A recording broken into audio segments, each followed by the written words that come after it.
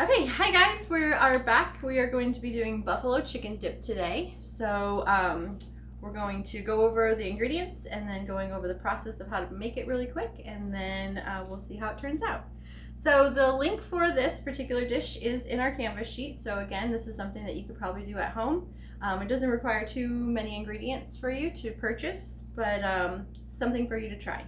So as far as the ingredients list, it goes 1 piece of chicken, okay, 1 8-ounce package of cream cheese, a half a cup of ranch dressing, a 1/4 cup and 2 tablespoons of pepper sauce, half a cup and 2 tablespoons and 1 teaspoon of shredded cheese, and then 2 celery sticks and 2 carrot sticks, cleaned out and cut into pieces first to dip.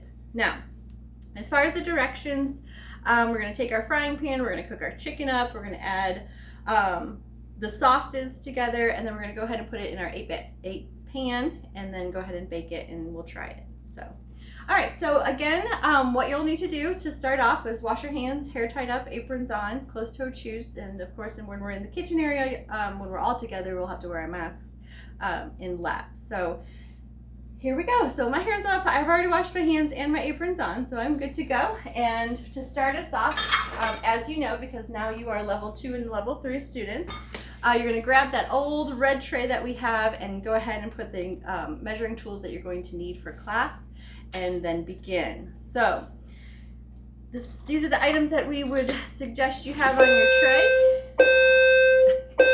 And we'll start it. So here we go. The first one is a piece of chicken. So we have our large piece of chicken breast here. And again, make sure that your chicken is separate from your other food items, so that way cross-contamination does not occur. We're going to go ahead and measure out a half a cup of your ranch dressing. So let's go ahead and grab our ranch, and we're going to use our liquid measuring cup. The funny thing is about this particular one, it could probably go into your dry measuring cup as well, so whichever is easier, just because it's such of a solid base.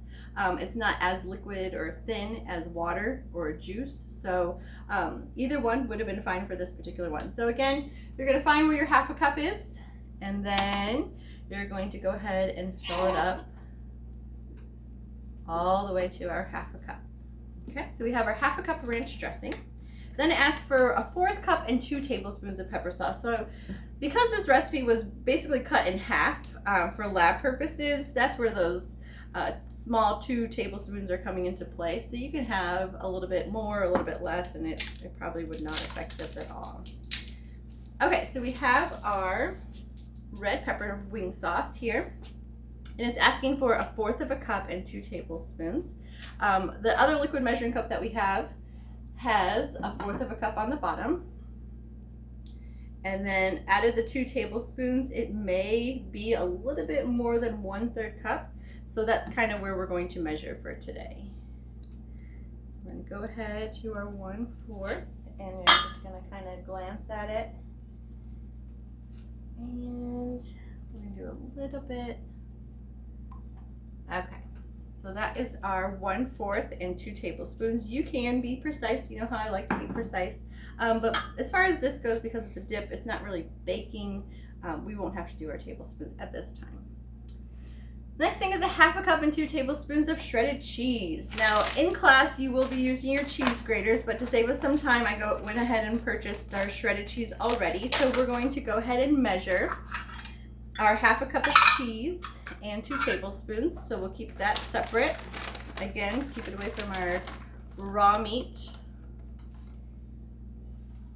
And that's our half a cup. And then it asks for 2 tablespoons, and that's that's what we're going to go ahead and add, just to give it a little bit more into our dish, but not too much that it's like overpowering, oozing out with our cheese. Then last but not least, we're going to add our vegetables. Vegetables are good for you. So we're going to have our celery and our carrot, and we're going to add that to our tray. And this particular item is ready to go back to your kitchens and prepare our dish. So let me slide these over.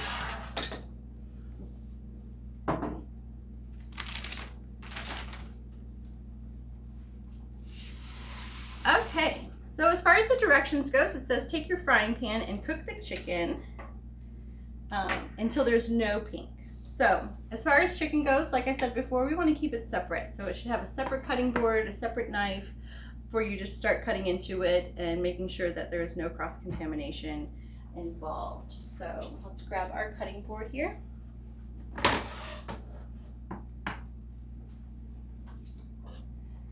And we're just going to use our paring knife because it's smaller. You're going to grab your raw piece of chicken and literally you're just going to cut into it and make your small cuts, small pieces, because this is a dip. And so maybe the chef's knife might be better. We'll see. It's actually cutting pretty good.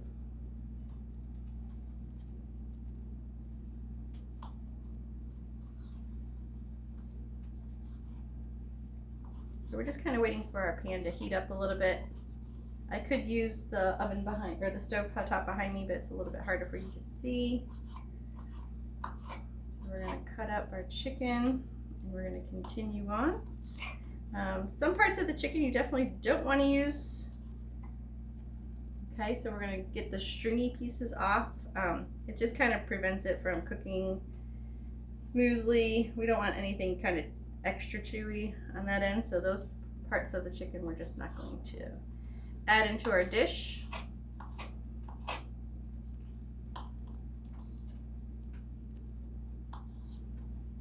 And I know some of you are scared to touch raw meat because it's slimy, and it is, but you definitely, the end product is worth it. So knowing that you're going to have this awesome dish at the end is worth the sliminess that you're going to experience right now.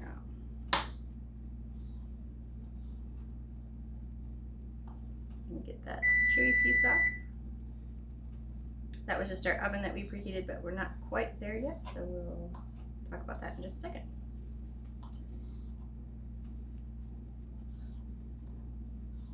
And we're just about done.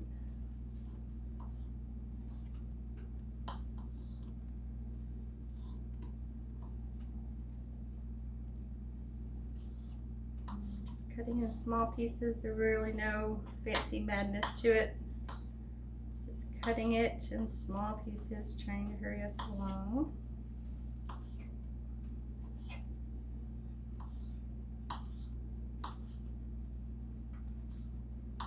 Okay.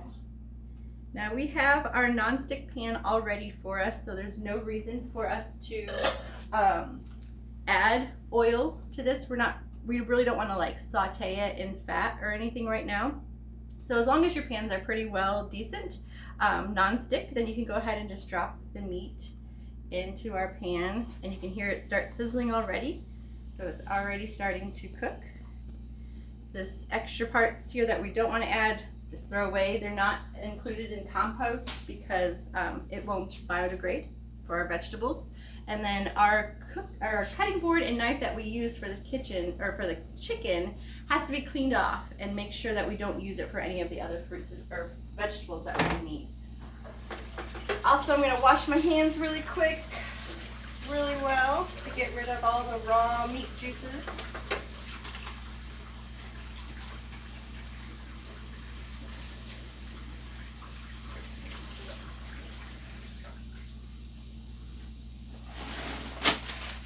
Okay, we're going to get our plate that we had up and push it to the side.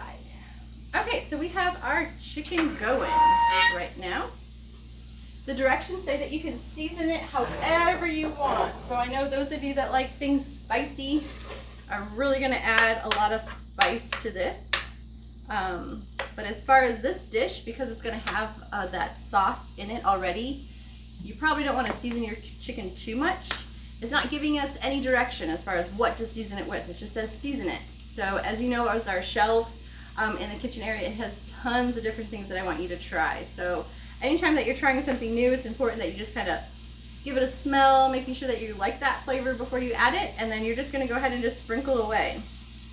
As far as seasoning goes, you can over season something. So when you're seasoning, you don't want it in big large clumps. You don't want to completely change the color of the actual food item, because then you pretty much know that you probably over seasoned it.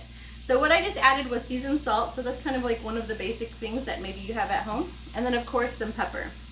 If you don't have seasoned salt, you just have salt, that's a great start as well too. Okay, so we're gonna just season it a little bit. We're not changing the color much. And then we're just gonna let this chicken cook.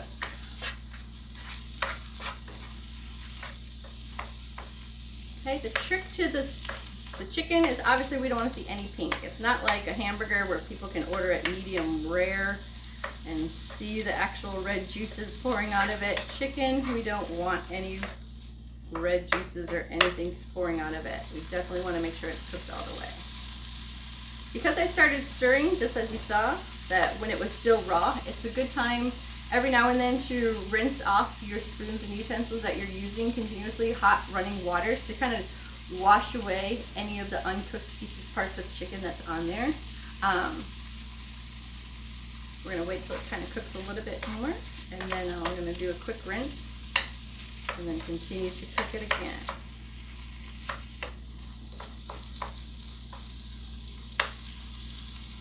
While that's cooking, I'm going to wash off our cutting board and knife really quick because we're going to be using that for our vegetables, and we're going to rinse this. So let me rinse away.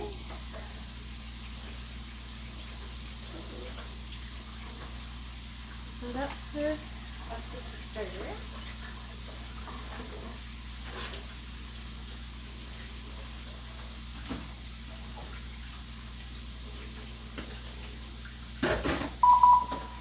Attention teachers and staff, if your last name begins with P through R, please come to the rotunda. P through R, please come to the rotunda. Thank you. All right. So our cutting board has been cleaned off and ready to go and sanitized because we did have raw meats on it.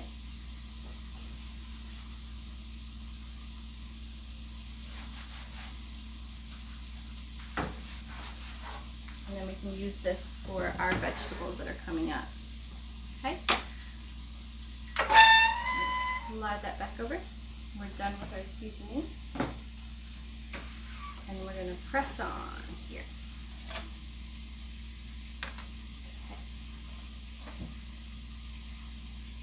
Okay, so while our chicken is still going and cooking, we're going to go ahead and preheat our ovens to 400 degrees. So it's just as simple as hitting the bake, pushing the dial to what numbers that you want, and then you're going to go ahead and start it. Our oven is ready to go, as you heard the beep noise. So while we're waiting, we're going to go ahead and add our other ingredients here for us and start on our vegetables. So that way that's kind of done. So we're doing two things at once here.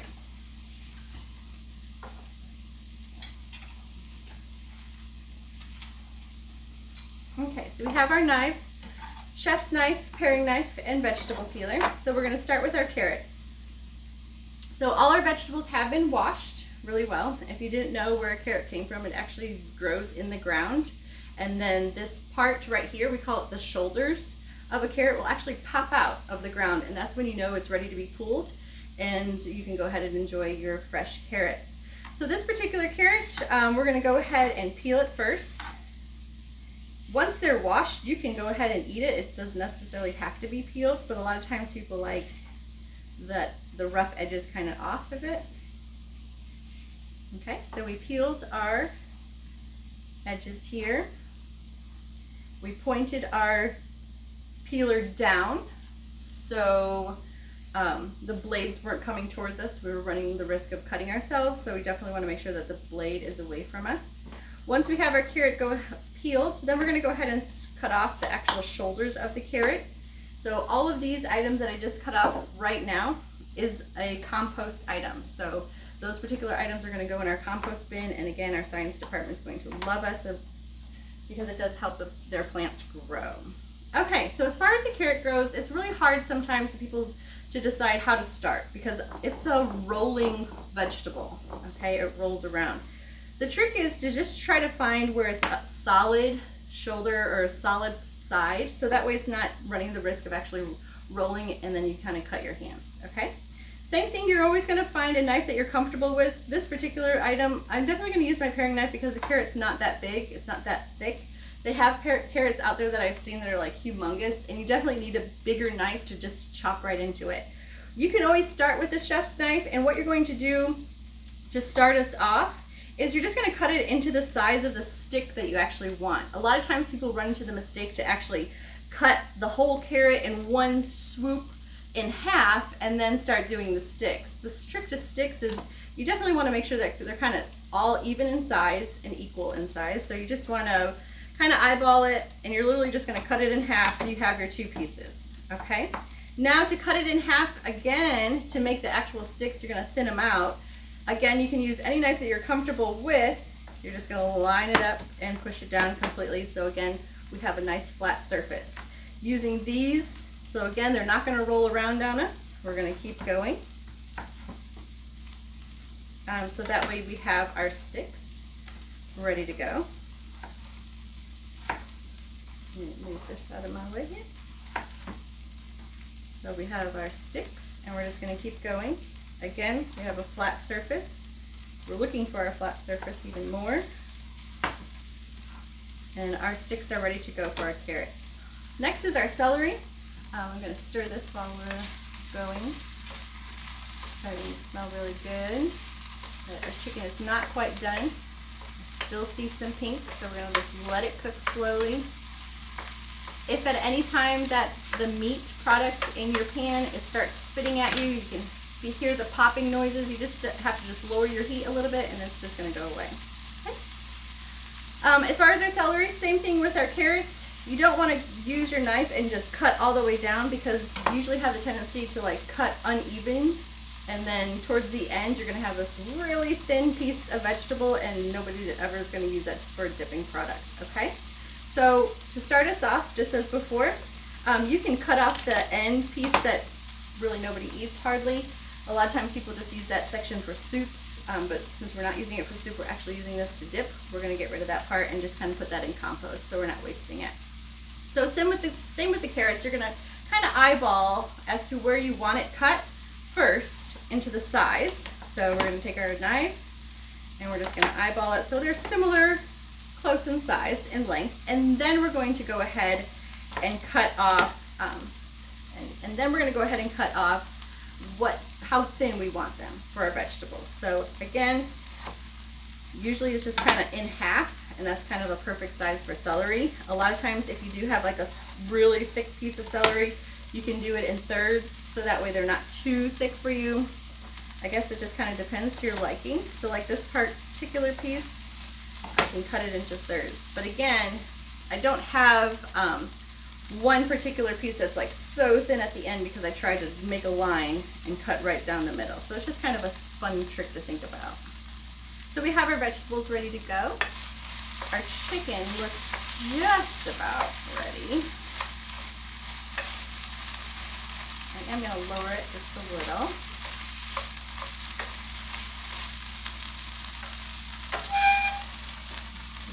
See that. Hopefully you can see it. Keep it in there too as well.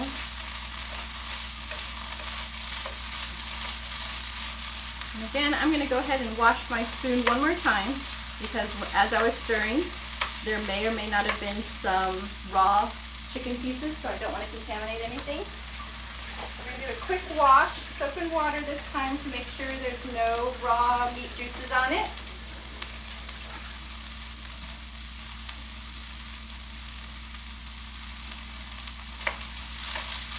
And then we can finish up our last bit of cooking of the chicken.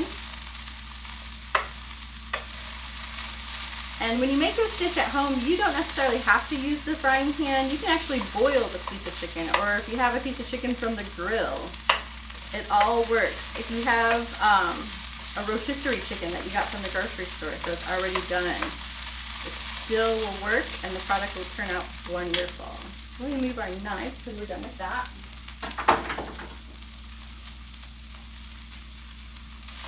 And our chicken looks just about done.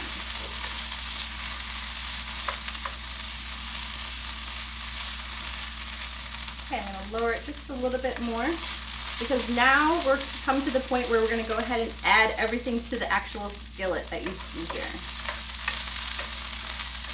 There's no reason why we need like 7 or 8 dishes at one time, because you can actually do the sauce in another pan, and then you're going to combine the two, and it's just kind of a waste. When you're trying to be efficient, it's better just to try to use one pan as much as possible, so that way you don't have so many dishes that you'll have to do at the end. Because I know all of you love to do dishes, so. Okay, so our chicken is done. Our temperature right now is almost pretty much low, if not medium low, okay? Because we're gonna go ahead and start adding the other ingredients, and I just don't want any popping to occur. I'm not saying that it won't, I'm just saying that I'm trying to prevent that. So the first thing is we're gonna add our hot sauce to our skillet. And that's exactly what we're gonna do. Okay, so again, our temperature's on low, medium low, just so it's not gonna hopefully spit at us too much. Then it says go ahead and add our cream cheese right into the pan. So we want a creamy, soft dish happening. So we're gonna add our cream cheese right into the pan.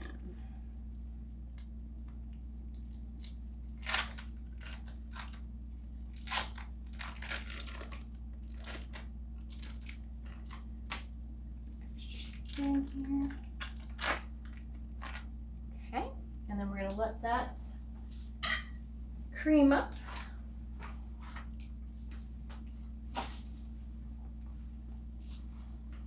And just kind of soften it up.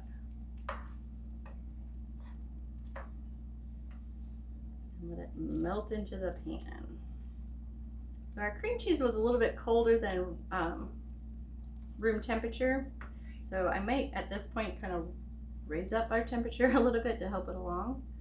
But again, when it gets to the point where it's starting to spit up at me, like pop all these bubbles and stuff, it kind of runs the danger of me getting burned. So you definitely want to lower your temperature if it comes to that. So we're just going to let that sit for a minute and let it cream up together.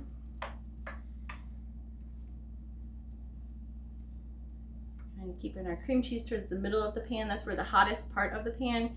When you're done cooking, like if you were to saute stuff, you want to push your vegetables that are already cooked to the side, so that way they don't run the risk of actually burning up. And the vegetables that aren't quite done, you want to keep them in the middle, because again, that's the hottest part of the pan. So this particular time, I want this part, the cream cheese, to melt quicker. My chicken is done and my hot sauce is in there. I just don't want the hot sauce to burn. So we're going to keep the cream cheese going at a hot temperature. And it's softening up pretty well. Definitely see that.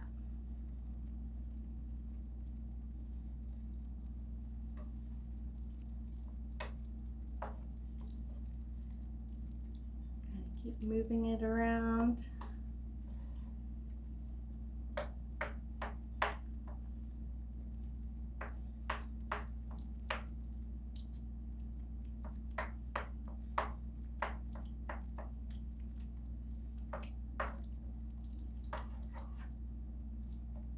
Okay, so it's definitely getting really creamy. Hopefully you can see it in the mirror above. And I'll try to tilt it just a little so you can see. But it's definitely getting creamy, so that's our goal. Just as the direction says, we're going to stir until it's well blended. So we don't want random big chunks of cream cheese in there. We want it all creamy, all nice, and one consistent piece, one dish.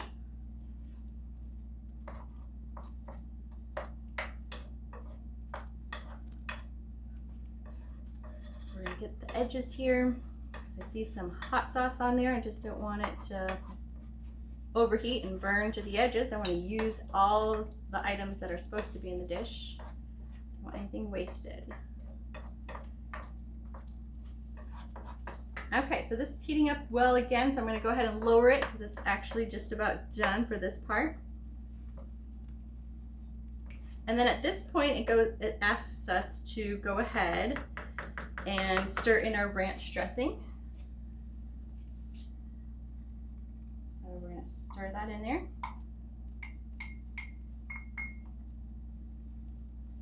And that's just about all of it.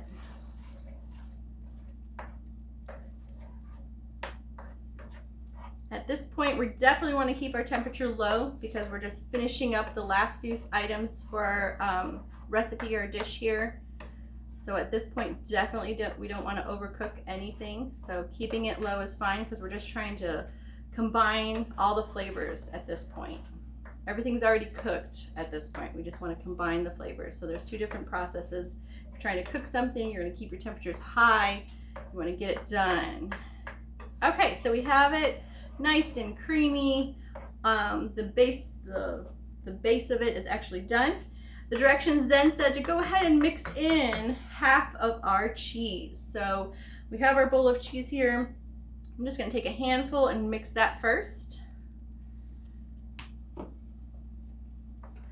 Keeping our temperature low for just another minute. We're just adding in our cheese just so that's mixed in well. And then we're going to go ahead and shut it down. Okay, so the basic part of our dish is done. Here we're going to use our 8x8 pan dish here that we have, and we're going to go ahead and put in, we're going to transfer everything that's in our skillet here into our 8x8 pan, and then we're going to sprinkle the cheese on top and let it bake for a few minutes in the oven.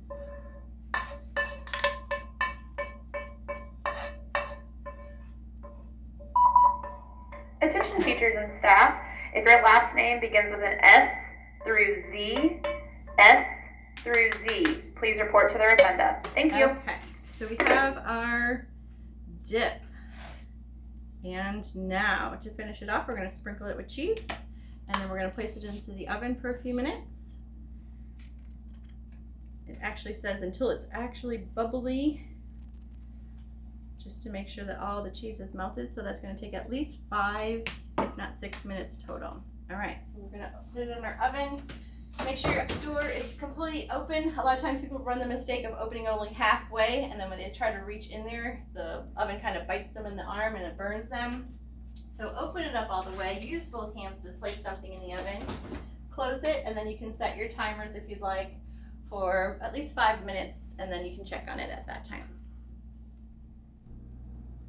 Okay guys, our dish seems just about done, so I'm going to go ahead and shut it off and open my oven up all the way. I can hear it sizzling. So it is baked well. And we're going to put it on our pot holder here so we don't destroy our countertops. And I would let it cool just for another minute or two before I tried it. But let's use our spoon here. And you can see that the dish is well blended and it's good. It smells delicious. I'm going to just put a very little bit on our cracker here so I can say that I tried it and rub it in y'all's faces. No, just kidding. I do want you to try it at home if you can. So I have my dish. That is very good. You can eat it with your vegetables, or the non-healthy way would be chips. Bye guys.